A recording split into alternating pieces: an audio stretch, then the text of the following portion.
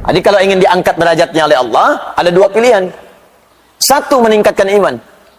Bagaimana caranya? Kerjakan amal soleh. Karena itu kalimat iman dengan amal soleh disandingkan dalam Al-Quran. Quran surah ke-103. Wal asr. Innal insana lafi khusr. Illa alladhina amanu wa amilu salihat. Iman, amal soleh. Jadi kalau anda ingin diangkat derajatnya oleh Allah, maka tiap hari coba kuatkan iman kita dengan mengerjakan amal soleh. Bagaimana caranya Ustaz? Lihat rinciannya di Al-Quran. Setiap menemukan kalimat iman, setelahnya pasti amal soleh. Pasti itu. Kalimat iman pertama Al-Baqarah ayat ketiga. Alladzina yu'minuna bil ghaib wa yuqimuna as-salat. Setelah iman ada salat. Jadi kalau iman kita ingin dikuatkan oleh Allah, maka salatnya jaga. Karena itu kalimat penanda iman, itu ketika kita mendengar suara azan saja panggilan salat, belum salatnya. Ya, awas cek ya. Ketika kita mendengar suara azan saja, belum salatnya, itu iman kita akan terpancar di jiwa. Di kata Al-Quran ya, kalau bahasa kitanya, kalau ingin mengecek iman kita masih ada atau tidak, ketika mendengar suara azan dikumandangkan, kalimat Allahu Akbar, kalau dikumandangkan, ada getaran nggak di hati? Kalau masih ada, itu tandanya iman kita masih terbersit dalam jiwa. Masih ada. Tinggal iman itu kemudian diwujudkan dalam bentuk amalan. Itu dalilnya Quran surah ke-8 ayat kedua.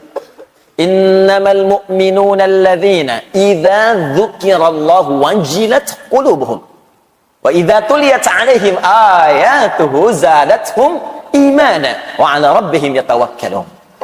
Tuh lihat kalimatnya. Innamal mu'minun, orang beriman itu ciri utamanya pakai adatul hasri. Innama, pembatas. Yang punya iman itu dibatasi dengan ini nih. Jadi kalau tidak ada sifat ini dalam diri kita, patut dipertanyakan imannya masih ada nggak? Hati-hati, awas hati-hati. Jadi kalau sifat ini tidak ada, ini yang paling rendah, yang paling minim. Jadi kalau yang ini pun tidak ditemukan, patut ditanya. Kalau tidak maksiat yang paling dalam sehingga menutup cahaya imannya, atau yang kedua, dia sudah mulai jauh dan sangat jauh dari Allah Subhanahu wa Ta'ala. Apa ciri pertamanya? Idza dzukirallahu wajilat qulubuhum. Jika disebutkan nama Allah, ada getaran dalam jiwanya. Dan 5 kali diuji oleh Allah supaya dari subuh sampai dengan isya kita bisa ngecek imannya masih ada nggak. Baru bangun tidur dipanggil untuk menemukan iman kita masih ada nggak. Allahu Akbar, Allahu Akbar. Nyampe ke kita, di hati kita ada getaran. Sudah azan. Cepat siap-siap. Nah, kalau masih ada suara itu, iman itu masih ada. Nah, jaga itu, cepat respon. Cara menjaganya, cepat tunaikan sholatnya.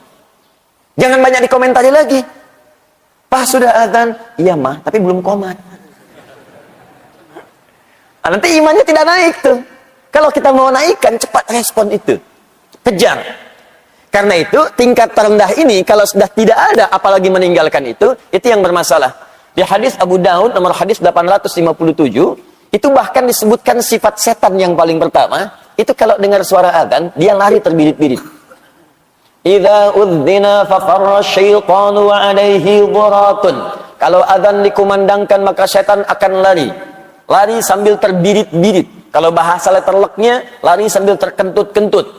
Ya, dhurat itu kentut. Maksudnya apa? Saking bencinya dengan suara azan, kalau azan ada baunya pun dia nggak mau cium. Syaitan lari. Nah, jadi kalau ada yang nggak senang dengan suara azan, nah itu patut ditanya. Saya tidak teruskan ya. Nanti kalau diteruskan jadi tersangka saya di sini. Paham ya? Nah, jadi coba cek lagi. Kuatkan amal saleh. Ya, tambah infak. Wa mimma razaqnahum yunfiqun. Al-Quran, walladzina yu'minuna bima unzila ilaik. Apa yang diturunkan pada Muhammad sallallahu alaihi wasallam. Al-Quran. Nah, jadi kalau Bapak Ibu ingin meningkatkan iman, tiap hari bikin kurikulum amal soleh. Ya, buat kurikulumnya. Kan ini sederhana sebetulnya. Ayo sholat, keluarkan semua jenis sholat. Fardunya, sunnahnya. Keluarkan, bikin sebuah gambaran kurikulum. Deretkan tabelnya, ini loh sunnah yang malam hari, ini sunnah yang pagi hari, sunnah yang siang hari. Teruskan, tambahkan sholatnya dari A sampai Z-nya. Nanti kalau tidak percaya, setelah Anda istiqomah dengan itu, akan terjadi perubahan pada diri kita. Akan terasa hubungan kedekatan dengan Allah, enak gitu. Terus ketenangan pada jiwanya itu teresap. Makanya di ujung ayatnya itu langsung ditutup dengan kalimat wa 'ala rabbihim yatawakkalun. Orang-orang ini akan semakin dekat hubungannya dengan Allah. Tawakalnya tinggi sekali. Kalau sudah tawakal, dunia nggak akan ngaruh. Nggak akan ngaruh. Kemudian persoalan yang besar akan mengecil. Karena sifat kepercayaannya pada Allah itu tinggi. Ada masalah besar. Ini kan Allah sudah tetapkan. Nggak mungkin saya diuji kalau saya nggak sanggup. La yukallifullahu nafsan illa wus'aha. Beres. Masalah kecil nggak akan terasa. Inna ma'al usri yusra. Yang sulit aja ada solusinya, apalagi yang kecil pasti hilang. Jadi sebetulnya saat Allah minta kita ibadah, itu ingin memudahkan hidup kita. Membuat kita lebih tenang. Makanya saat kita diminta zikir, zikrullah kepada Allah, zikir, itu puncaknya, gambaran paling pentingnya, kata Allah supaya hatimu tenang. Quran surah 13 ayat ke-28. Ala bi dzikrillahi tatmainnul qulub. Yakinkan pada jiwamu, kata Allah. Ala itu harful ikhbar wa taukid. Huruf untuk menyampaikan informasi dan meyakinkan. Ya, kata Allah, yakinkan pada jiwamu. Zikir itu manfaatnya kalau benar, hatimu tenang. Dan ketenangan itu sesuatu hal yang penting. Kaya tapi gelisah, atau miskin tapi tenang. Pilih mana? Nggak ada pilihan ketiga, nggak usah maksa. Penting kan tenang itu? Tenang itu solusi. Tenang itu kedamaian. Tenang itu ketentraman. Kata Allah, saya minta kamu zikir supaya tenang. Dan ternyata, zikir itu ketika digali lagi di Al-Quran, ya amal soleh itu. Salat itu zikir. Buka Quran surah ke-20 ayat ke-14. Innani anallahu la ilaha illa ana fa'budni wa aqimis salata li dzikri. Saya itu Allah, gak ada Tuhan yang layak disembah kecuali saya, kata Allah. Sembah saya. Bagaimana caranya ya Allah? Tunaikan salat dengan benar, li dzikri, sebagai zikir kepadaku. Anda baca Al-Quran, amal saleh, zikir. Quran surah 15 ayat 9. Inna nahnu nazzalna dzikra wa inna lahu lahafizun. Kami turunkan Al-Quran sebagai zikir. Jadi kalau kita sedang baca Al-Quran, sedang zikir. Fungsi zikir untuk ketenangan. Makanya ketika Anda baca Quran, lebih tenang hati Anda. Coba deh ibu kalau sedang punya masalah. Dengan suami ada masalah. Dengan anak ada masalah. Daripada ibu mengeluh dan bikin status, nggak selesai masalah. Ternyata dia tidak seperti aku kira. Terus tungguin komen sampai maghrib. Capek. Mendingan puasa. Ambil wudhu, buka mushaf. Ngadap kiblat, baca, tenang. Walaupun solusi belum datang, tapi ketenangan itu tiba. Menghafal Quran, zikir. Ya, Quran surah ke-54, ayat 17, ayat 22, ayat 32, ayat ke-40. Walaqad yassarnal Qur'ana lidzikr. Fahal mim muddakir. Kami sudah mudahkan Al-Quran untuk diingat, dihafalkan sebagai zikir. Makanya penghafal Quran ketika mengulang-ulang surah hafalan itu sedang zikir. Zikir. Zikir, zikir. Dan dilatih kita menghafal dari yang pendek-pendek. Mau tidur kan baca Mu'awwadhatus Tsalas, Al-Ikhlas, Al-Falaq, An-Nas. Itu zikir. Berdoa itu zikir. Makanya saat berdoa kan lebih tenang kan? Besok ada proyek tender, kita berdoa dulu. Walaupun tendernya belum ada, hati jadi tenang. Siang nanti mau ujian, sebelum ujian doa dulu. Ujiannya belum ada, tapi ketenangan itu datang. Makanya doa di Al-Quran disebut zikir. Quran surah ke-7 ayat 205. Wadhkur rabbaka fi nafsika tadarruan wa khifatan wa dunal jahri minal qaul. Ayo berdoa, kata Allah, zikir, sebut, minta padaku. Dalam jiwamu mohon dengan penuh kekhusyuan, minta. Tuh. Kalimat thayyibah dilatih pasca salat. Subhanallah, alhamdulillah, Allahu akbar, hadis Muslim. Nomor hadis 571. Zikir. Buka Quran surah keempat ayat 103.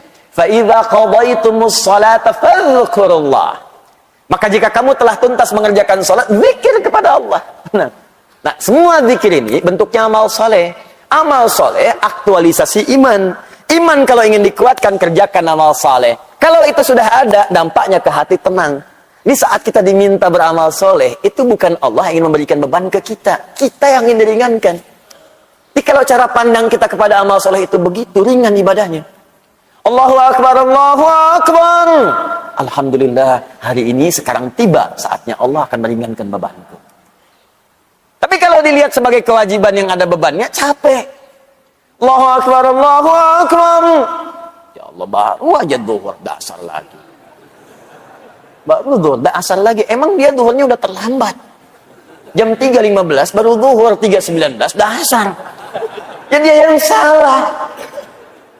Padahal kan Allah ingin upgrade iman dia, ingin tenangkan hatinya, tapi dia sendiri membuat dirinya susah. Coba tanyakan pada manusia itu banyak yang aneh sekarang. Banyak yang aneh. Pengen mudah nggak hidup? Pengen. Pengen gampang nggak? Pengen. Pengen rezeki mudah nggak? Pengen. Tapi ketika dikasih jadi nggak pengen. Sholat jadi malas. Kamu zakat ya, saya tambah 10 kali lipat, nggak dikerjain. Kamu infak ya, saya berikan 700 kali lipat, nggak diberikan. Giliran dunia yang nggak nyata diikutin. Riba online diikutin. Minjem, pinjol tuh pinjaman online, begitu dipinjam benjol. Itu yang repot. Balik lagi. Al-imanu yazidu wa yantaqis. Kitab Sahih Al-Bukhari, Kitabul Iman. Iman itu naik dan turun. Awas, yazidu bi ta'ah, akan naik dengan mengerjakan ketaatan amal saleh, wa yantaqis bil ma'siyah. Nah, untuk menentukan amal saleh yang benar kita butuh ilmu. Karena itu orang yang menuntut pengetahuan Allah akan angkat pula derajatnya. Walladzina utul ilma darajat. Tapi tidak semua yang orang belajar itu bisa mengangkat imannya. Ada sebagian orang belajar justru meruntuhkan imannya. Ada orang belajar, ketika belajar dengan pelajaran yang salah, kemudian dia melakukan tindakan-tindakan yang justru mencederai imannya. Itu kejadian tuh. Bahkan ada orang-orang selepas Nabi wafat sallallahu alaihi wasallam, tiba-tiba mohon maaf saking salah belajarnya jadi ngaku nabi. Musailamah al-Kadzab. Banyak kan salah belajar jadi konslet. Banyak yang keliru. Dan celakanya sekarang banyak muncul lagi. Itu dia. Kalau Anda baca misalnya dalam hadis-hadis Nabi sallallahu alaihi wasallam di Al-Bukhari nomor hadis 4406. Hadisnya riwayat Abu Bakrah ya radhiyallahu taala anhu. Di hadis Muslim nomor hadis 1679. Ya. Anin Nabi sallallahu alaihi wasallam qala Rasulullah sallallahu alaihi wasallam inna az-zamana qad istadara kahayatihi yauma khalaqallahu as-samawati wal arda minha arba'atun hurum thalathun mutawaliyatun dzul qa'dah wa dzul hijjah wal muharram wa rajabun mudhar ma baina jumada wa sya'ban inna az-zamana qad istadara kahayati sungguh waktu itu akan Allah putarkan terus seperti itu. Jadi maksudnya begini, ini ada dua pemahaman. Ya, kalau kita ambil istadara dari kata dara yaduru, dauran wa idaratan, itu artinya kita akan terus diberikan kesempatan dalam sehari, waktunya yang sama.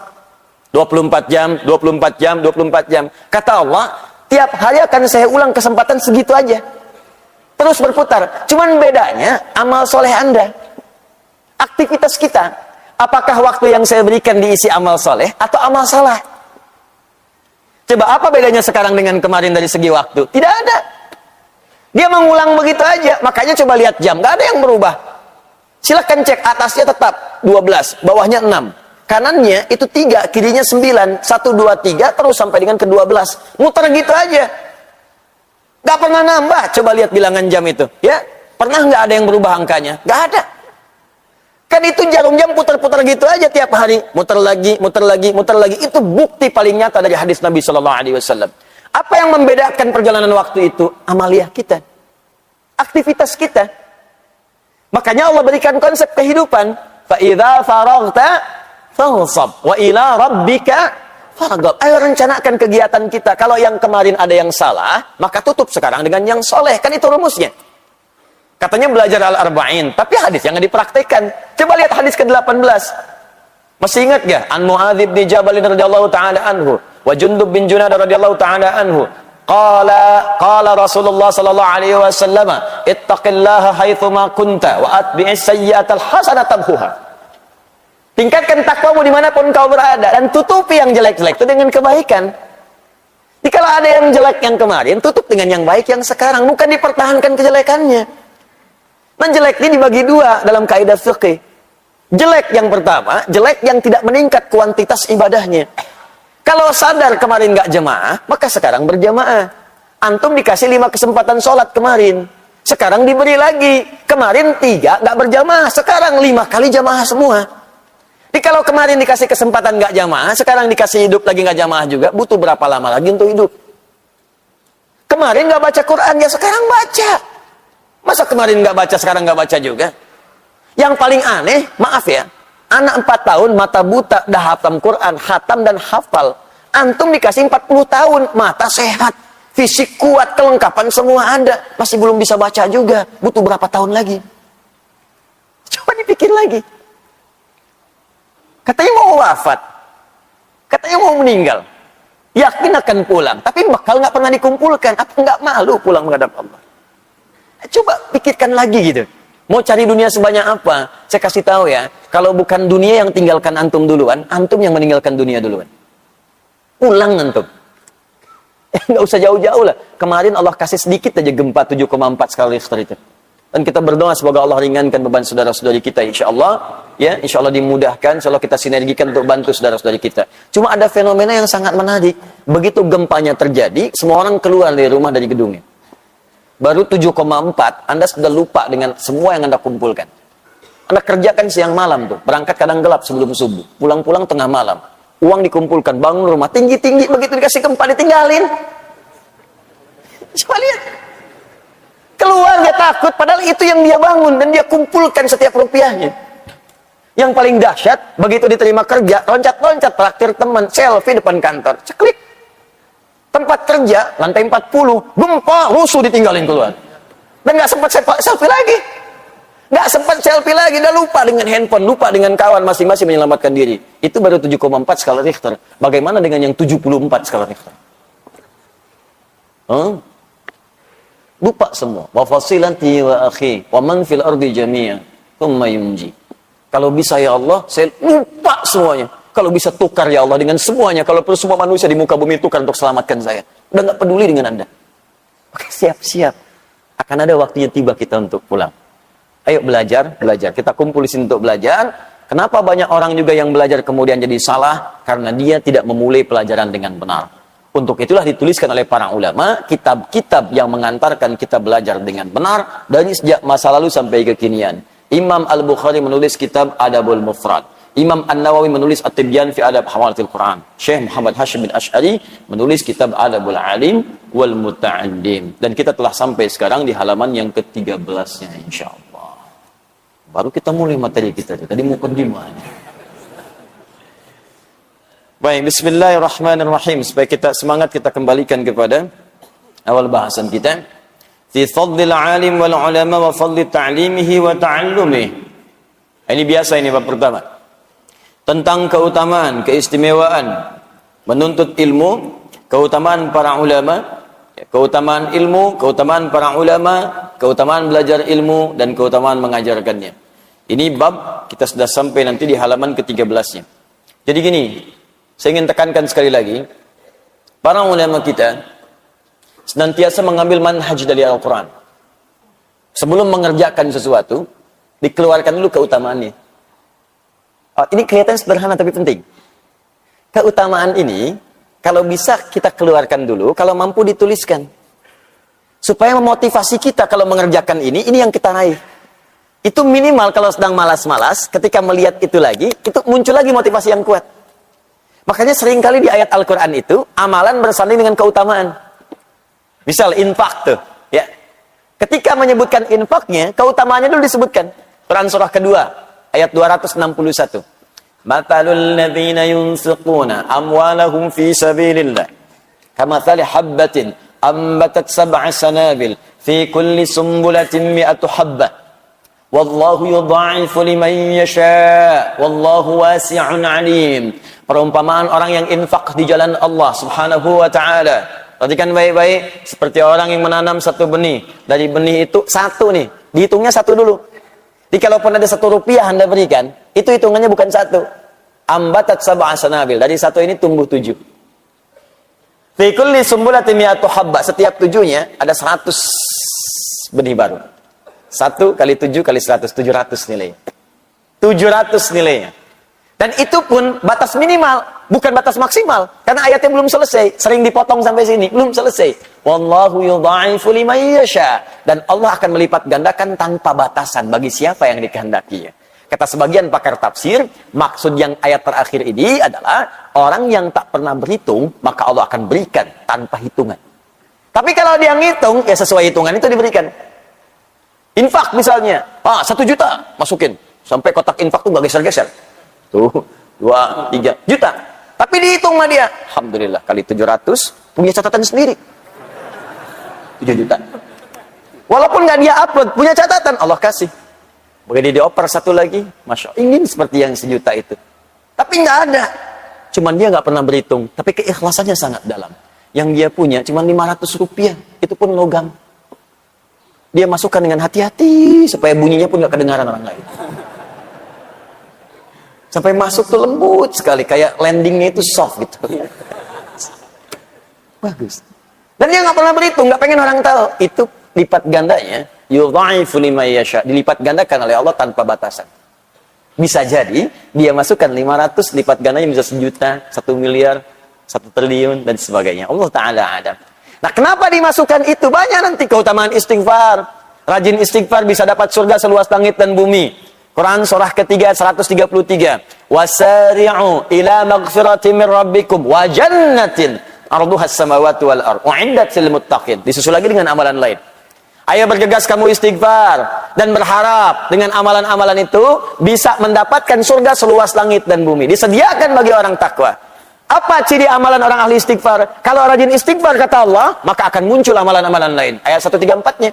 Alladzina yunfiquna fis sarai wad dharra, rajin infak. Wal kadhiminal ghaidha, orang rajin istighfar itu sanggup menahan amarah. Jadi kalau Anda ingin jadi orang sabar, latihan istighfar. Astagfirullah. Orang mencela, istighfar dulu. Astagfirullah. Nah, ketika Anda rajin istighfar, itu kita akan diberi oleh Allah kemampuan menahan amarah. Ya. Dasar kamu begini. Astagfirullah. Apa? Astagfirullah. Kamu ngeledek saya. Astagfirullah. Dah, sampai dia capek sendiri. Sudah mas, kalau sudah saya pamit dulu. Pergi aja sana. Astagfirullah. Wala'afina anin nas, dan dia bisa pandai memaafkan orang. Jadi yang indah tuh gini, hati dia ditutup oleh Allah dari persoalan. Sudah selesai, jadi dia tuh nggak mikirin masalah lagi. Tapi orang yang tidak pernah minta maaf kepadanya jadi gelisah terus nggak pernah selesai. Dan ketika Anda bisa melakukan itu kata Allah, hati orang lapang yang sering ingat dengan Allah, dia lapang menerima persoalan, maka tempat pulangnya akan dilapangkan oleh Allah lebih daripada seluas lapangan, seluas langit dan bumi. Anda punya rumah sekomplek Jakarta Permai, kerasa luas. Nanti saat ke surga seluas langit dan bumi. Silahkan maraton, boleh, koprol. Saya pengen tahu di mana ujungnya. Enak gitu. Nah, pertanyaannya kenapa sering disandingkan tuh antara amalan dengan keutamaan? Supaya kita itu punya motivasi. Pengen dapat ini, tahajud ada 4 kemuliaan. Jadi kalau kita tuliskan, karir akan diangkat, pekerjaan akan dibimbing, masalah diberi solusi, kalau diganggu langsung Allah tolong. Quran surah ke-17 ayat ke-79 sampai 81. Nah, Anda tuliskan itu, keluarkan. Manfaat tahajud, berikan 4. Tempelkan langsung di dinding tempat tidur Anda sebelah kanan. Jadi begitu miring ke kanan, Anda lihat itu. Nggak ingat tahajud pun ketika melihat itu, pengen bangun malam harinya. Kalau bisa bikin kata-kata yang menarik, seperti Kiai Haji Ahmad Dahlan menuliskan di temboknya ketika akan berdakwah beliau. Ya Dahlan, berdakwah itu seperti menggenggam batu bara. Ingat sabda Nabi. Kalau kamu karena ujian yang kecil aja, karena celaan kamu gagal, kecil kamu. Seperti memegang batu bara. Tuliskan di dinding kita. Katanya karir pengen diangkat oleh Allah. Tahajud aja nggak mampu. Katanya pengen hidupnya mudah. Tapi bangun 2 rakaat aja nggak sanggup. Katanya pengen ditolong oleh Allah. Tapi begitu Allah ingin berikan, kamu nggak panggil. Sepertinya apa sih maumu? Tuliskan di situ. Ya, tuliskan. Di situ aku kadang merasa sedih padamu. Catat tuh. Tulis di tembok kita. Begitu dituliskan seperti itu, malam bangun. Itu manhaj namanya. Langsung antum setting alarm kan? Bangunnya bismillah jam 3, bangun. Alarm 2:04, 2:30, 2:45. Ya, supaya tertata rapi. Alarm 2:15 mematikan alarm 2:30. Alarm 2:30 matikan alarm 2:45. 15 menit kan ada persiapan. Jangan dikira orang bangun tuh langsung sadar, kan duduk dulu. Duduk, ngantuk, begini dulu kan, tahan-tahan. Ya, begitu sadar jam 6. Awal-awal begitu, lama-lama makin cinta, nanti bangun lebih awal lagi. Nah, ini keutamaan dimunculkan, makanya jangan heran para ulama kita itu sebelum menampilkan isinya, tampilkan keutamaannya dulu. Apa keutamaan menuntut ilmu? Supaya nanti kalau sedang malas-malas, maaf ya, kalau ada tantangan pekerjaan lain, kita bisa prioritaskan, tuliskan. Menuntut ilmu ini keutamaannya, meringankan beban hidup, memberikan solusi, jawaban semua didengar, doa-doa dikabulkan. Tuh, malaikat mengaminkan, dosa-dosa diampuni. Jadi begitu kita mau tinggalkan, kita mikir lagi, duh, jangan-jangan kalau saya pergi ke mall tinggalkan taklim, saya meninggal di mall, dosa belum diampuni. Ah, saya udahlah ke taklim dulu aja. Mall bisa besok lagi. Datang dia. Jelas ya? Apa di antara keutamaannya? Mari kita teruskan. Bismillahirrahmanirrahim. Kita masuk halaman 13-nya. Saya mulai dari paragraf kemarin yang belum berakhir sepenuhnya. Wa ghayatul ilmi al-'amalu bihi li'annahu thamratuhu wa faidatul umri wa zadul akhirah. Kemarin kita sampai situ. Wa ghayatul ilmi, dan tujuan dari ilmu itu, kalau kita belajar pengetahuan, al-'amalu bihi, yaitu mengamalkannya. Dimohon izin, kemarin saya tegaskan, ilmu dengan amal gak bisa dipisahkan. Justru ilmu itu akan mulai mendapatkan pahala melimpah ketika diamalkan. Anda belajar fikih sholat, kalau nggak pernah dipakai sholat, kapan datang pahalanya? Hanya berhenti di saat belajar saja. Makanya ayo teman-teman, jangan batasi di majelis ilmu. Anda yang kuliah pun, niatkan sebagai ibadah karena Allah. Begitu Anda bekerja, itu jadi pahala. Pernah nggak kepikir ke situ? Yang kuliah di ITB, di IPB, di UI, di IAIN, di UIN, dimanapun, coba niatkan sebagai ibadah. Nanti ketika diniatkan sebagai ibadah, untuk mengamalkannya, Allah akan permudah. Dan berkah nanti ilmunya. Berkah. Jangan dikira itu mendapatkan ilmu, hanya ilmu agama saja. Tidak, ilmu umum juga kalau diniatkan untuk kemudian berkhidmat kepada Allah, untuk ibadah, nanti akan ada manfaatnya. Masuk ITB, pengen jadi insinyur, masuk jurusan arsitektur, keluar dari situ bisa desain masjid, desain hotel dengan musolanya, sipilnya bikin jalan. Begitu diniatkan sebagai ibadah, berapa banyak orang lewat untuk umroh di situ. Ini jalan ini aja, berapa banyak orang lewat untuk sholat ke Al-Azhar. Subuh ini aja, berapa banyak lewat situ. Berapa banyak yang pakai keran di situ untuk wudhu. Berapa banyak yang ke toilet. Anda bayangkan, kalau cuma ngejar dunia, nggak akan dapat tuh pahala akhirat. Tapi kalau ilmu Anda dipakai untuk berniat ibadah kepada Allah, Anda bikin kemudian desain kerannya, Anda bikin jalannya, Anda bikin bagian tempat wudhu dengan toiletnya. Begitu dipakai, dunianya dapat. Dunia diberikan panjar duluan. Pahala akhiratnya, setiap yang wudhu, Anda dapat pahalanya. Setiap yang lewat, Anda dapat pahalanya. Dan saat belajar itu demikian, Allah akan berikan kemudahan. Makanya ilmunya berkah. Coba lihat orang-orang dulu itu. Yang makannya Masya Allah, kadang-kadang sekedar singkong. Ya, kadang-kadang ketemu nasi pun sehari cuma sekali. Itu pun dibagi lagi dengan 6-5 orang. Tapi dahsyatnya ilmunya berkah. Saya kalau lihat orang dulu belajar bahasa aja, jarang yang ada satu bahasa. Minimal 2. Bahasa Indonesia, bahasa Belanda. Never dong. Misalnya, mana si pitung? Belanda, dapat. Jepang, ada yang bisa bahasa Jepang. Orang dulu. Coba diplomat-diplomat dulu itu. Kayak Haji Agus Salim, berapa banyak bahasanya?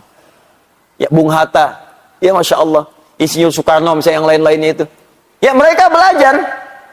Dan yang paling dahsyat ulama-ulama kita, Masya Allah itu.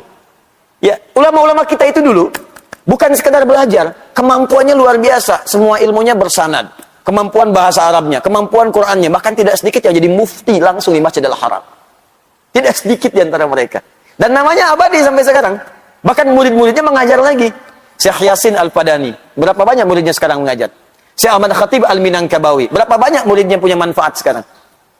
Jadi saya sarankan kalau kita mau belajar dimanapun itu, termasuk Anda yang sekolah di kampus-kampus umum, ayo bikin konsep untuk ibadah. Dengan ilmu ini saya akan berkhidmat.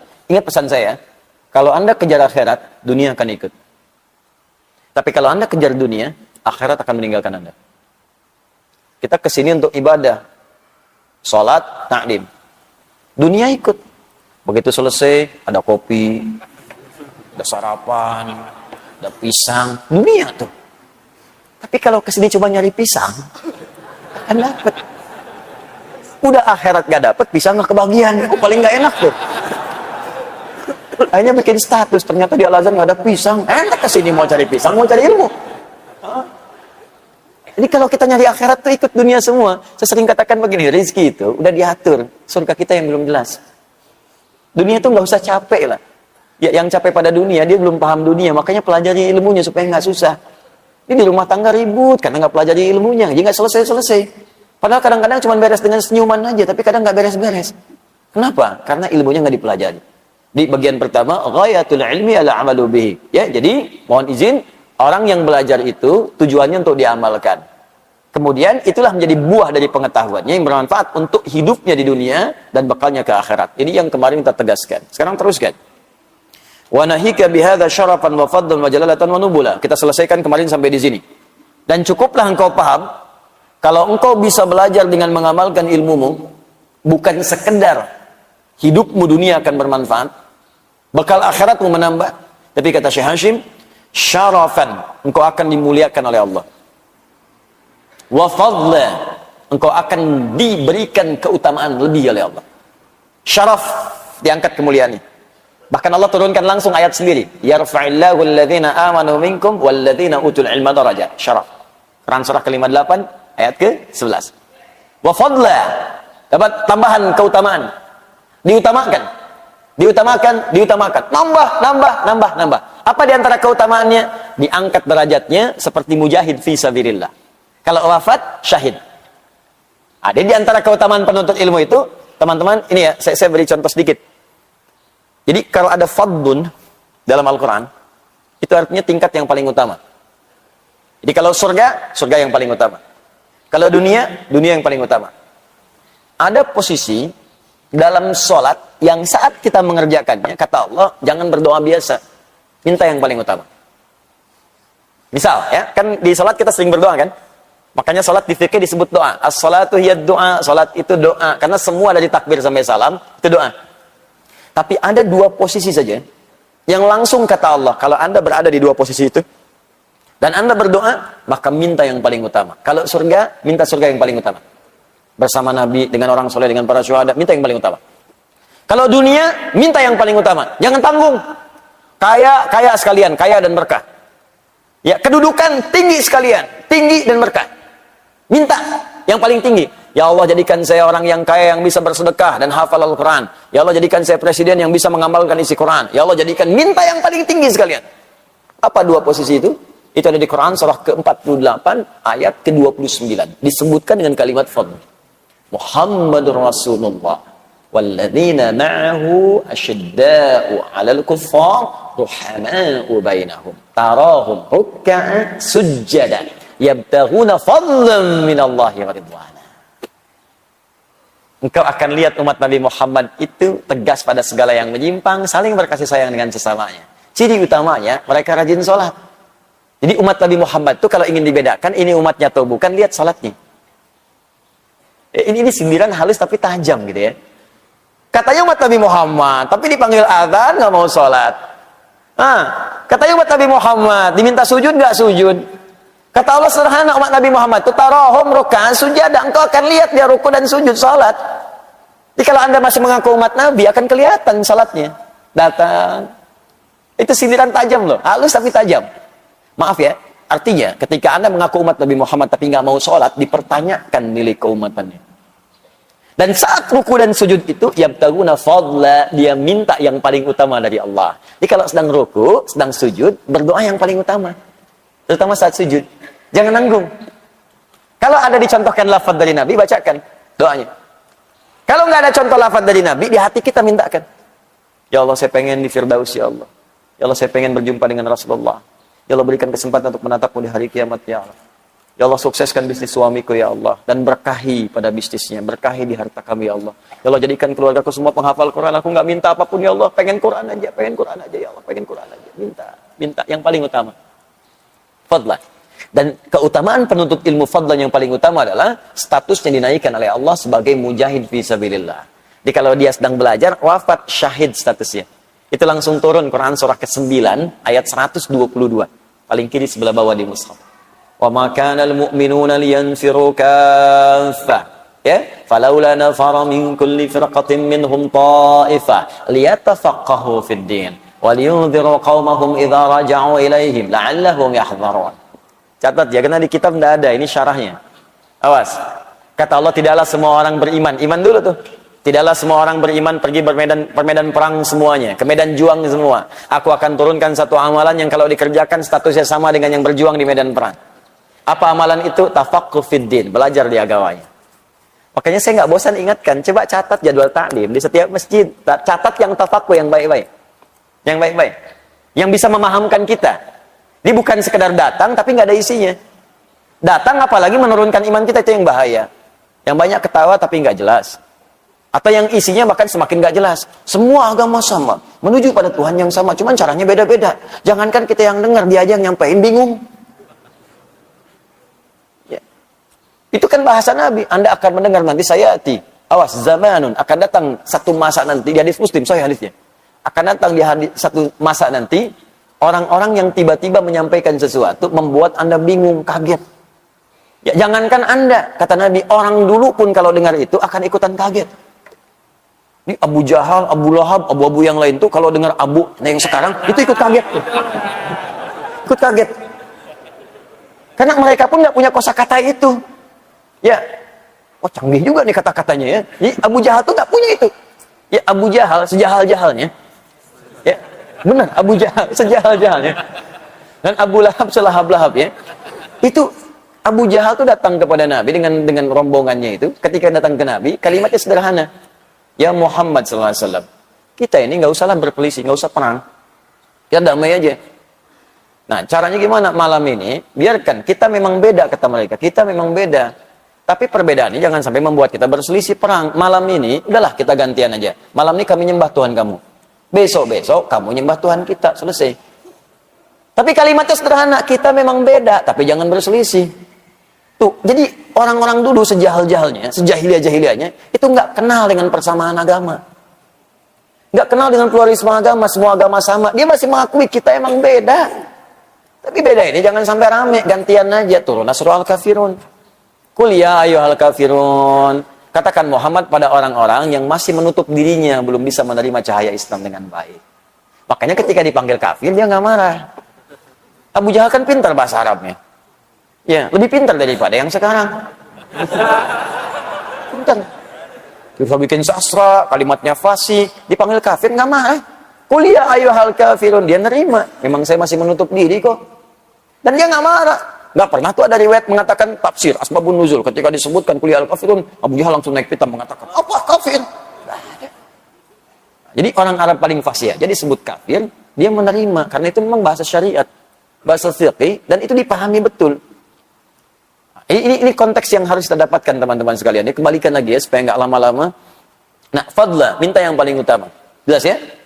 Baik, kemudian wajalalatan wa nubula. Jalalatan wa nubula, dan dia mendapatkan status tinggi di hadapan Allah. Allah punya sifat jalla wa ala. Jalla, tinggi, tak tertandingi. Jalalah, orang dinaikkan oleh Allah dengan status tinggi. Bagaimana kemudian mendapat status tinggi itu? Wa nubula, nabil istimewa.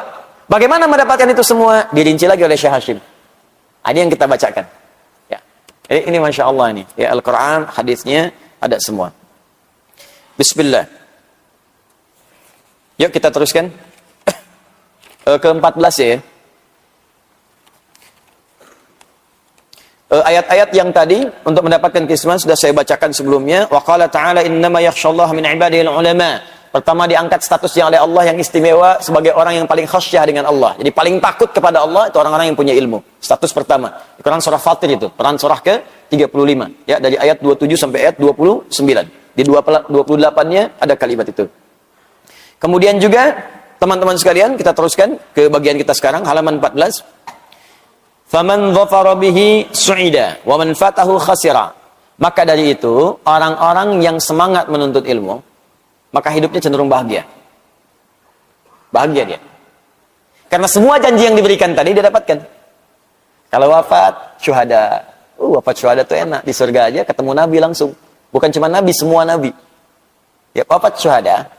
Orang wafat dalam keadaan syuhada. Kalau dia sambil belajarnya bisa bertobat, istighfar, minta ampun sama Allah. Kan? Terus wafat di situ, sedang belajar. Tadinya pelaku maksiat banyak. Tiba-tiba pengen taubat, datang ke majelis ilmu. Taubat di situ. Setelah taubat dia belajar. Baru disebutkan belajar huruf Al-Quran. A'udhu. A diikuti. A. Begitu A keselak dikit. A meninggal. Ya. Itu modal dikit keuntungan banyak. Betul, teori ekonominya pas banget ini. Ya, modal dikit keuntungan banyak. Udah taubat, dosa diampuni. Baca huruf A masuk surga ya. selesai, syahid lagi statusnya. Nah, di mana ketemunya? Di surganya. Begitu naik turun Quran surah keempat ayat 69. Wa may yuti'illaha war rasul fa ulaika ma'al ladzina an'ama Allahu 'alaihim minan nabiyyin was-siddiqin wasyuhada'i was-salihin wa hasuna ulaika rafiqa. Dzalikal fadlu minallah. Masyaallah. Orang-orang yang taat kepada Allah dan Rasulnya, hati-hati kemudian dia wafat, maka dia akan dikumpulkan dengan orang-orang yang Allah berikan nikmat kepada mereka. Siapa di antaranya? Para nabi. Setelah para nabi siapa? Syuhada, siddiqin, syuhada, sholihin. 3 golongan. Maka kalau bisa jadi bagian dari itu. Ya, jadi bagian dari yang disebutkan. Jadi status naik. Kemudian hidup ringan. Ilmu berkah. Dan ingat ya, setiap ilmu itu dapat, kalau diamalkan, rezeki mengikuti. Itu sudah rumus. Ilmu, amal, rezeki. Bahkan ada orang yang masih cari ilmu, rezekinya datang. Jadi kalau Anda benar cari ilmunya, jangankan diamalkan, baru cari ilmu, rezekinya datang. Itu akan dimudahkan oleh Allah. Coba lihat deh, para penghafal Quran, terus dia niatkan karena Allah, tiba-tiba datang donatur. Bahasa manusia donatur itu, yang kirim kan Allah juga. Muhsinin, datang kirim, dapat beasiswa. Beasiswa itu siapa yang ngasih? Manusia kan nggak punya, Allah yang menggerakkan. Masuk. Masya Allah. Tiba-tiba belajar ke Mesir, kurang, bikin tempe, gitu kan? Tempe dibikin, dibeli, berkah ilmu.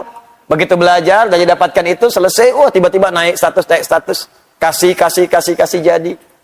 Itu Masya Allah. Banyak tuh. Di orang yang benar cara belajarnya itu, dia dhafara. Su'ida. Kalau benar dia ikat ketentuan Allah dengan baik, syaratnya ikat ketentuan Allah dengan baik. Niatkan dengan ikhlas, lakukan karena Allah, nanti akan datang. Belum diamalkan, rezeki sudah tiba. Begitu diamalkan, rezeki datang melimpah. Sampai dia menyimpulkan, saya nggak perlu dengan semua ini kecil nih. Jadi yang dia perlukan Allah saja. Makanya setiap hari, dia katakan, Allahu Akbar. Nggak ada yang lebih besar daripada Allah. Sholatnya enak gitu. Jadi nggak ada nilainya. Lamborghini, nggak ada. Ya, Ferrari, lewat. Ya, nggak ada. Lewat. Allah yang paling tinggi. Allah yang paling besar. Tidak. Di sholat subuh pakai Ferrari itu biasa. Bukan cuma dipanasin, punya Ferrari cuma dipanasin doang malam-malam, balapan sama taksi. Balik lagi, cuma diliatin, capek, ya. Kontrol lagi, cuma habis begitu aja. Ya. Walamma dzukira indahu sallallahu alaihi wasallam, dan tatkala disebutkan di sisi Nabi sallallahu alaihi wasallam, kita ambil satu hadis. Ya. Ini materi yang paling barunya. Walamma dzukira indahu sallallahu alaihi wasallam, tatkala disebutkan di sisi Nabi sallallahu alaihi wasallam, rajulani, 2 orang laki-laki. Jadi Nabi sedang duduk bersama para sahabat. Ada 1 orang mengisahkan tentang 2 orang kepada Nabi, ingin meminta pertimbangan dari 2 orang ini, mana yang paling bagus. Ya, mana yang paling bagus. Ini hadis. Oke, saya baca dulu, nanti kita cari di mana hadisnya. Ahaduhuma 'abidun wal akharu 'alimun. Yang pertama adalah seorang hamba saja, rajin ibadah. Ibadah. Yang kedua 'alimun. Ya, orang yang ibadah tapi ahli ilmu. Ingat, jangan dipahami keliru. Alim itu, kalau disebut alim, itu di Arab itu bukan sekedar punya ilmu, tapi mengamalkan ilmunya. Makanya ulama, ketika disebut ulama, bukan cuma berfatwa, tapi fatwanya diamalkan dulu. Apa hukumnya tahajud syekh? Dia udah tahajud dulu. Apa hukumnya infak syekh? Dia udah infak dulu. Diamal dengan ilmu itu, al-ilmu wa amalun, alima wa amila. Itu dibalik harakatnya, dibalik hurufnya, nyambung dua-duanya. Alima, ain lam mim, amila, ain mim lam. Begitu disatukan, dua-duanya nyambung. Nah, orangnya alim, ketika diamalkan amil. Dari bahasanya semuanya nyambung. Qalbul makani, hurufnya ditukar, itu nyambung dua-duanya, punya kaitan yang erat. Ya. Ada yang punya kitab namanya Ibnu Jinni. Ya, Ibnu Jinni itu punya kitab Al-Khasa'is namanya. Bagus sekali itu kitab. Di antaranya apa? Beliau membahas keterkaitan huruf-huruf dalam bahasa Arab yang kadang mengalami pertukaran. Alima, ain, lam. Kalau mimnya maju ke depan, amila jadi apa? Apa keterkaitan di antara keduanya? Itu dibahas oleh beliau. Nama kitabnya Al-Khasa'is, 3 jilid. Karya Ibnu Jinni. Ya, Ibnu Jinni. Itu luar biasa. Nah, kembalikan ke sini. Jadi dikisahkan kemudian, ada alim, kalau disebut alim dalam bahasa Arab, berarti mengamalkan, bukan cuma berilmu. Karena ilmu kalau nggak ngamalin pun, nggak ada nilainya juga. Cuman saat belajarnya aja dapat pahala. Kalau nggak diamalkan, nggak ada. Nah, dikisahkan ada abid, ada alim. Orang yang cuma ibadah saja. Yang kedua, dia ibadah dengan ilmu. Jadi dia belajar, amalkan. Belajar, amalkan. Mana yang paling utama? Yuk kita bahas. Qala, maka Nabi menyampaikan, fadlul alim 'alal 'abid ka fadli 'ala adnakum. Fadlul alim 'alal 'abid ka fadli 'ala adnakum.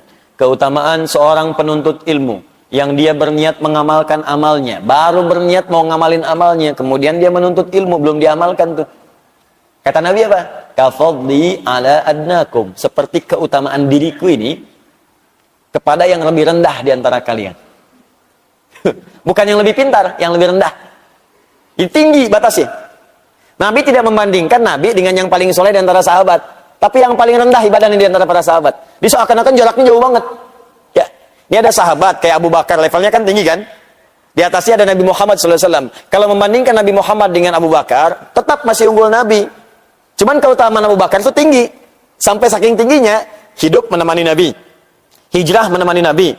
Wafat dikubur di samping Nabi. Ya, bahkan di surga pun dengan Nabi saking tingginya. Walaupun tetap masih unggul Nabi. Tapi Nabi tidak bandingkan beliau dengan Abu Bakar. Dibandingkannya dengan sahabat yang paling rendah kapasitasnya. Itu pun tetap surga juga. Cuman bawahnya rendah. Nabi ingin tunjukkan perbedaan orang yang punya ilmu untuk diamalkan itu. Derajatnya tinggi sekali di sisi Allah. Seperti perbandinganku dengan yang paling rendah di antara kalian. Ini hadisnya dari Abu Umamah. Ya, dari Abu Umamah radhiyallahu ta'ala anhu. Hadis ini statusnya marfu ini. Marfu. Marfu itu termasuk kalangan hadis dhaif.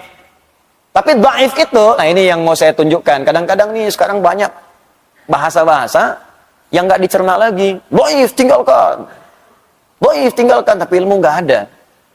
Jangan begitu, itu berbahaya. Berbahaya. Dhaif itu dibagi dua. Dhaif matan, dhaif sanad.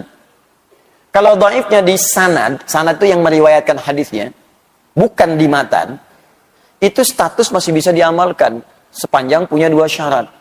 Syarat pertama, babnya fadhailul a'mal. Keutamaan-keutamaan amalan, bukan amalan-amalan pokok. Bukan tauhid, bukan tentang sholat, ya, bukan tentang haji misalnya, tapi keutamaan-keutamaan saja bisa diamalkan. Syarat yang kedua, apalagi kalau ada penguat namanya syahid atau tawabi' dalam ilmu hadis. Nah, hadis ini menunjukkan beliau ini muhaddis nih. Artinya paham hadis. Faqih juga, paham fiqih. Nggak mungkin kalau ada kalimat ini, nggak mungkin kalau nggak paham hadis, mustahil bisa diteruskan hadis selanjutnya. Hadis yang tadi saya bacakan itu, yang ada di sini, riwayat Abu Umamah, ternyata syahidnya banyak. Syahidnya banyak. Syahid itu hadis lain yang menguatkan, yang statusnya lebih tinggi. Ya, lebih tinggi lagi. Di mana adanya? Di Abu Daud ada, di At-Tirmidzi ada, di An-Nasa'i nomor hadis 233 ada. Riwayatnya sahabatnya Abu Darda, sahabat Abu Darda radhiyallahu ta'ala anhu. Bahkan Al-Imam An-Nawawi menyantumkan juga di Riyadhus Shalihin-nya. Riyadhus Shalihin itu ada 1896 hadis. Coba cek nomor hadis 1388. Yang kitabnya Fadlul Ilmi. Awas, wal alim wa ta'alluma wa ta'liman lillah. Itu babnya. Nomor hadis 1388. Disebutkan riwayat Abu Darda ditutup dengan ujungnya rawahu Abu Daud wa Tirmidzi. Apa hadisnya? Man salaka tariqan yaltamisu fihi ilma sahhalallahu lahu tariqan ilal jannah wa innal malaikata la tad'u ajnihataha ridan li talibil ilmi wa inna talibal ilmi la yastaghfiru lahu man fis samawati wa man fil ardi hatta al hitan allati fil bihar. Apakah selesai? Belum. Wa fadlul alim 'alal 'abid ka fadlil qamari 'ala sa'iril kawakib. Apakah selesai? Belum. Wa innal ulama'a warathatul anbiya wa innal anbiya lam yurithu dinaran wala dirhaman walakinnahum warathul ilma fahaddu bihadin wafir. Selesai. Sampai di situ. Itu sering dipisah-pisah hadisnya, sering dipotong-potong padahal satu kesatuan. Nah, setelah menyebutkan hadis tadi, beliau menerangkan hadis yang tadi saya ucapkan sampai akhir. Ada syahidnya. Nah, logikanya gini sederhananya. Uang 1 juta dengan 100.000 banyak mana? 1 juta, berarti 1 juta sahih. 100.000 dhaif, ya kan? Tapi kalau 100.000 yang ngasihnya 10 orang. 100.000, 100.000, 100.000, 100.000, 100.000. 100.000 kali 10 berapa? 1 juta. Maka yang dhaif naik status jadi sahih. Awas hati-hati nih. Sekarang kita sedang menyebut dihadapkan pada dai-dai yang tadi dai amplop. Sampai orang ini punya pandangan ke amplop diterapkan ilmu hadis di tempat yang salah. Saya kalau ceramah amplopnya tebal, itu sahih itu. Tapi kalau amplopnya tipis, dhaif. Ya. Kalau tipis tapi banyak, sahih li ghairihi. Itu kaidah yang ditempatkan di tempat yang salah. Kalimatul haqqi rada bihal batil. Tapi kalau diilustrasikan, benar. Ini 1.000.000 sahih, 100.000 dhaif. Tapi kalau 100.000 dikasih 10, naik juga jadi 1.000.000. Sahih li ghairihi. Sama hadis dhaif, kalau isinya benar, yang diragukan itu orang yang nyampaikannya, bukan karena isinya. Karena di hadis itu kualifikasinya ketat. Gini, orang pemabuk saja atau orang pernah punya salah meriwayatkan hadis, saking hati-hatinya ulama, hadisnya tidak diambil sekaligus. Dituliskan catatan, ini orangnya bermasalah. Bukan hadisnya, orangnya. Kenapa disebut orangnya? Karena khawatir nanti hadis diriwayatkan oleh orang yang bermasalah. Sehingga ketika ada orang salah, orang akan mengatakan, pantas salah hadis yang diriwayatkan oleh orang bermaksiat. Saking menjaga kemuliaan hadis, dicatat itu semua. Makanya muncul hadis mungkar. Hadis yang diingkari. Karena orangnya seringkali berbuat maksiat. Bukan karena hadisnya. Hadis matruk, hadis yang ditinggalkan. Bukan karena hadis yang buruk. Tapi karena orangnya seringkali berdusta. Sehingga nggak bisa dibedakan. Ini orang lagi bicara hadis atau dusta. Jelas ya? Hadis maudhu, hadis palsu. Bukan hadis yang bermasalah. Orangnya memalsukan itu. Kalimatnya mah benar. Cuman orangnya mengatakan itu hadis. Padahal bukan. Ya, pernah dengar ini? Makan saat lapar, berhenti sebelum kenyang. Pernah dengar? Itu hadis palsu. Saking palsunya, di kitab hadis palsu pun nggak ada. Saking palsunya. Cuma ada di satu kitab, Ar-Rahmah fi Tibbi wal Hikmah, karangan Al-Imam Jalaluddin Suyuti, halaman 29. Dan Imam Suyuti pun tidak menyebut hadis, menyebutnya kisah. 3 orang dokter yang memberikan advice, nasihat kepada seorang raja. Kalau pengen sehat, kata dokter yang keempat dari Sudan, yang 3 itu satu dari Irak, ya, yang kedua dari India, yang ketiga dari Romawi, memberikan nasihat, obat untuk makanan yang sehat. Yang keempat dari Sudan, yang Sudan ini mengatakan kalau pengen sehat, saat paduka lapar, silahkan makan dan angkat tangan paduka sebelum kenyang. Muncul kata mutiara mahfudhat, makan saat lapar, berhenti sebelum kenyang. Itu kata mutiara, isinya bagus, cuma datang orang belakangan, hadis. Di orang itu yang salah, bukan kalimatnya. Paham nggak sampai sini? Allahumma barik lana fi Rajab wa Sya'ban wa balighna Ramadan. Ya Allah, mohon berkahi hamba di bulan Rajab dan Sya'ban, dan mohon sampaikan pada bulan Ramadan. Isinya benar. Cuman orangnya ada yang bermasalah. Disebut kemudian hadis mungkar. Orangnya yang mungkar, hadisnya nggak apa-apa. Paham nggak maksudnya? Nah, kalau kita belajar ilmu hadis, ngerti sampai situ. Sebab kalau kita ingin mengamalkan kalimatnya pun nggak apa-apa, tapi jangan dipahami sebagai hadis. Nih, boleh nggak kalau saya di bulan Rajab berdoa begini, ya Allah, anugerahkan hamba keberkahan di bulan Rajab ini, ya Allah. Beri kemampuan untuk beramal. Dan mohon beri kesempatan, ya Allah, untuk sampai di bulan Sya'ban dan pertemukan dengan Ramadan, ya Allah. Hamba ingin bertobat. Hamba ingin bertobat. Boleh nggak? Itu bahasa Arabnya. Allahumma barik lana fi Rajab wa Sya'ban wa balighna Ramadan. Sama aja. Orang Arab bacanya pakai bahasa Arab. Kita pakai bahasa Indonesia. Cuman salahnya apa? Ketika ada orang mengatakan misalnya ini hadis atau orang itu bermasalah. Paham ya? Nah, ini ketika dicantumkan di sini jangan langsung divonis. Hadis palsu tuh, hadis dhaif tuh, tinggalkan kitabnya. Oh. Jangan karena ketidakmampuan Anda memahami sesuatu, Anda berlaku bodoh dan ngajak orang lain bodoh, itu ngerepot. Kalau mau bodoh, bodoh aja sendirian, jangan ngajak orang. Terus belajar gitu. Paham ya? Ini sudah nggak ngerti bikin status. Saya terima dari ibu saya tuh satu video. Hati-hati katanya. Nah, ini ada ini, benar nggak? Begitu dikirimkan, orang langsung bilang, hati-hati. Ada Quran palsu menyebar di Indonesia. Tuh lihat, dipertontonkan oleh dia. Tuh lihat. Bahkan ini huruf fa-nya nggak ada titiknya. Ih, huruf kop, lihat huruf kop. Titiknya malah di bawah cuma 1. Itu bukan palsu, itu Quran riwayat Warsh. Warsh. Dan dia mendapatkan anugerah karena nggak mudah menemukan Quran riwayat itu di Indonesia. Ada yang di Afrika tuh, bagian barat. Dia di Mesir, karena Warsh berasal dari Mesir. Muridnya Imam Nafi'. Itu nggak semua orang punya. Imam Al-Azhar di sini belum tentu punya. Belum tentu punya, di Istiqlal belum tentu ada. Anda dapat itu, dibilang Quran palsu. itu ilmu gitu, itu yang paling penting. Jadi kalau belum bisa memahami sesuatu, jangan banyak berfatwa. Itu bahaya. Kata Imam Malik, hafal 100.000 hadis, tapi nggak paham isinya, jangan berfatwa. Kalau bukan Andanya yang sesat, orang lain nanti yang terlantar. Paham ya? Nah, jadi ini maksudnya, kalau saya bacakan nanti, kalau ada yang berkomentar, tuh hadisnya dhaif tuh. memang hadisnya dhaif, tapi dia bisa diamalkan. Dhaifnya bukan dhaif yang parah bertentangan dengan kaidah-kaidah hukum Al-Quran dan Sunnah. Dan dia dikuatkan dengan hadis lain, karena itu statusnya naik, kemudian menjadi hadis yang sahih li ghairihi. Kenapa dicantumkan di sini? Katanya dhaif. Karena yang nulis itu ahli hadis, ente yang komentar nggak paham hadis.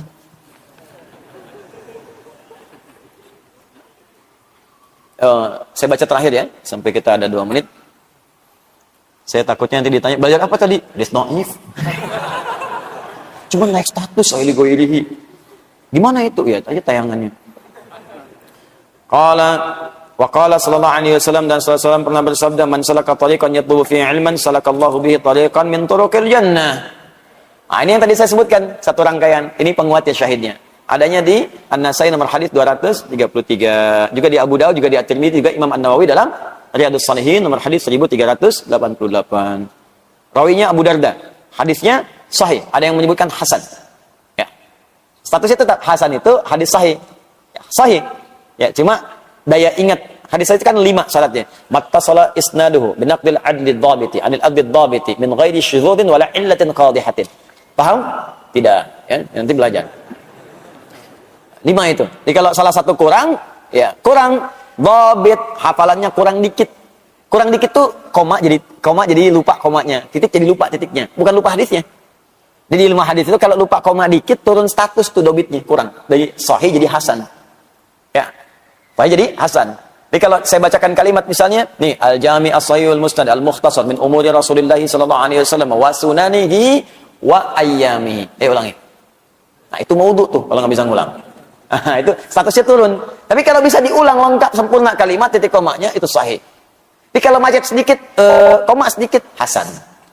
Ketat sekali ilmu hadis itu. Enggak semua orang bisa kemudian disebut sebagai muhaddits. Terakhir. Wa qala sallallahu alaihi wasallam, Rasulullah pernah bersabda, talabul ilmi fardhatun ala kulli muslimin. Nah, di sini ada wa muslimatin. Wa talibul ilmi yastaghfiru lahu kullu syai'in hatta al-hut fil bahr. Baik, pertanyaannya, Ustaz, di sini ada kalimat talabul ilmi, kata Nabi, talabul ilmi fardhatun ala kulli muslimin wa muslimatin. Menuntut ilmu itu fardhah, kemestian bagi setiap muslim laki-laki dan muslimah, muslim perempuan. Kalau kita di hadis cari riwayat, kalimat muslimah ini nggak ditemukan. Sedangkan beliau ahli hadis. Kenapa muncul kalimat muslimah? Talabul ilmi fardhatun ala kulli muslim. Di hadisnya ditemukan demikian. Cari di berbagai riwayat, hampir sulit menemukan kalimat muslimah. Pertanyaannya, kenapa beliau menuliskan kalimat wa muslimatin? Apakah di sini ada riwayat baru yang ditemukan kemudian ada kalimat muslimahnya, atau ada hal yang ingin disampaikan di sini? Nanti kita akan lihat di pertemuan berikutnya insyaallah. Ya, supaya nanti kita bisa bersemangat untuk menggali dan kita paham cara membaca kitab dengan benar insyaallah. Yang kita ajarkan cara memahami Al-Quran, cara memahami hadis dengan ilmunya, dan cara membaca kitabnya. Karena itu saya sarankan begini, tolong yang belum dapat ini di copy, nanti coba di copy, nggak apa-apa kalau selembar-selembar yang kita bahas. Karena halaman 14 saja yang di copy. Ya, kalau sulit. Saya pengennya Anda nggak sekadar dengar, bawa ininya. Jadi Anda bisa lihat sambil saya terangkan, Anda bisa baca juga, bisa saya terangkan. Jadi Anda tahu, nanti Anda ngajarkan lagi pada anak Anda selanjutnya, teman Anda, dan ngajarkannya langsung dari sumbernya. Ya, dilihat, dipahami, terus belajar bahasa Arab dari sini, terus lihat ayatnya, kasih catatan, ilmunya lengkap nanti. Ya, habis ini pulang ke rumah, kasih tahu istri, kasih tahu anak-anak, bikin status, ya. Bulan depan jadi ustadz, saya pensiun. Alhamdulillah, semoga Allah muliakan kita, memberikan kepada kita insyaallah rahmat, keberkahan, tambahan pengetahuan dan ampunan dari Allah Subhanahu wa taala. Allahumma taqabbal minna innaka antas samiul alim wa tub alaina innaka antat tawwabur rahim. Allahumma nahmaduka hamdan syakirin hamdan na'imin hamdan yuwaffi ni'amahu yukafi mazidan. Ya rabbana lakal hamdu wa lakal syukru kama yanbaghi li jalali wajhikal karim wa li'azimi sultanik. Allahumma salli wa sallim wa barik ala rasulika al-karim nabiyyika nabiyyina sayyidina Muhammadin wa ala alihi wa sahbihi ajma'in. اللهم علمنا ما ينفعنا وعلمنا يا الله ما جهلنا وانفعنا بما تعلمنا ووفقنا لنعمل ما تعلمنا به يا أرحم الراحمين. لا تدع لنا في مقامنا هذا في كل مقام ذنبا إلا غفرته ولا هما إلا فرجته ولا دينا إلا قضيته ولا مريضا إلا شفيته ولا عسرا إلا يسرته ولا حاجة من حوائج الدنيا والآخرة فيها لك رضا وفيها لنا الصلاح إلا قضيتها يا أرحم الراحمين. اللهم ربنا آتنا في الدنيا حسنة وفي الآخرة حسنة وقنا عذاب النار. بفضلك سبحان ربك رب العزة عما يصفون وسلام على المرسلين. سبحانك اللهم وبحمدك نشهد أن لا إله إلا أنت نستغفرك ونتوب إليك وآخر دعوانا الحمد لله رب العالمين. والسلام عليكم ورحمة الله وبركاته.